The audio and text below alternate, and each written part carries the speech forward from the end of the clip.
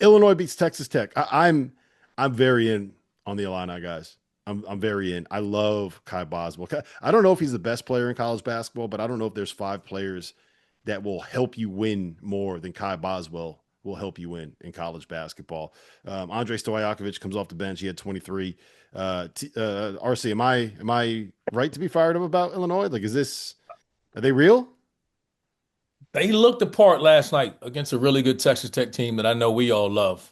Credit to those guys. If anything, the only concern, and again, that I would have with them would be depth. They got to get completely healthy and depth going forward throughout the year when they get into conference play. But when they're good, they're capable of beating anybody. Big guards, physical guards, the ability to switch and do different things, man. This is a really, really talented team that wouldn't surprise many. Before it was kind of Purdue, and then we thought everyone else.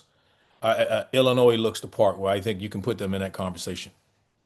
I think I'm not going to say surprise, but like we were talking about the Balkan block and the Balkan Brotherhood and all that stuff. CJ Moore has never taken a victory lap so vigorously as he is with Keaton Wagler. I got a couple of texts the other day. Wagler. Same difference. The guy Wagler. The guy I get two text messages. I didn't even bother responding, and I always respond to CJ. I'm not giving him the pleasure of running it in. No, I mean Stojakovic coming off the bench, he's been a little banged up. Good for him to come back and have such a good game, but you know, they're not going to turn the ball over a ton. They did last night. They had 13 turnovers, but like they're just solid. And to be honest with you, Underwood likes to manipulate the game, and when you have guys that are older that understand how to play and play together, like that those things are going to help. And pretty efficient night from those guys. So at least from the entire floor, not from the three.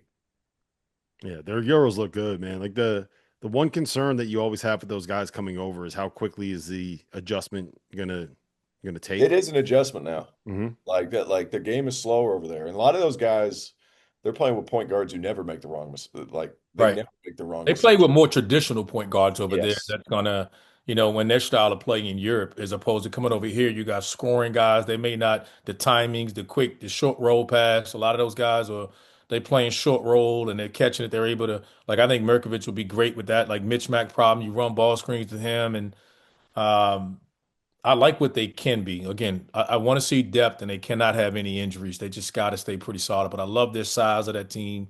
I love what they can be if they continue to be better. But a hell of a win. And even though it was at home, but it's like Kentucky. I feel like the same way about Texas Tech I do Kentucky.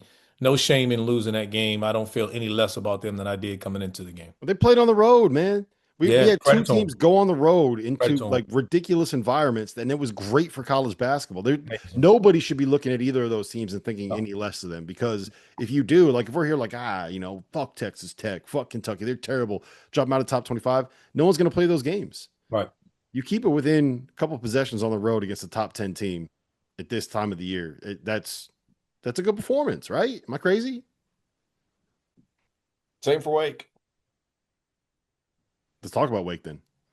I, It's I good think for the the goose. only It's good concern, for the gander, Randolph. yeah, I'll say this. My only concern with Wake is front line. I think you've got to figure out a way to get some production out of the front court. And Omaha Blues got to figure out a way. Is he's going to be the guy, and not just forget the expectations. 5-star kid coming in. It's what production can they get out of him? I think I love their guard play. Their guard play will be there, and I think they'll match up with just about anybody. They made shots last night. They didn't consistently make shots coming in. They struggled a little bit from behind the three.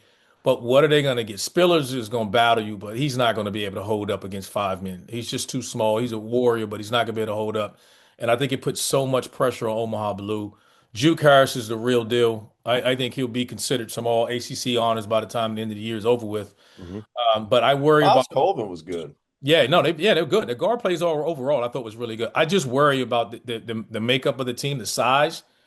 Um, Omaha Blues got to be more consistent player for them, and then I think you can feel really good about them. If not, because if they're gonna be forced to double people inside, then you're relying upon. It was a perfect matchup too. I thought Michigan with that bigger line up. That's the one concern you have with the bigger guys. Can they match up against the small ball lineup, keep guys out of the paint, and the weight guards lived in the paint against them. So when they play against a team like you can't double Louisville, you're not getting to those shooters and teams like that. So once teams get an idea of that and you force the double and you got a game plan, it changes everything. But they've got to find a way to get some scoring out of their front guy, and then they got to consistently make shots.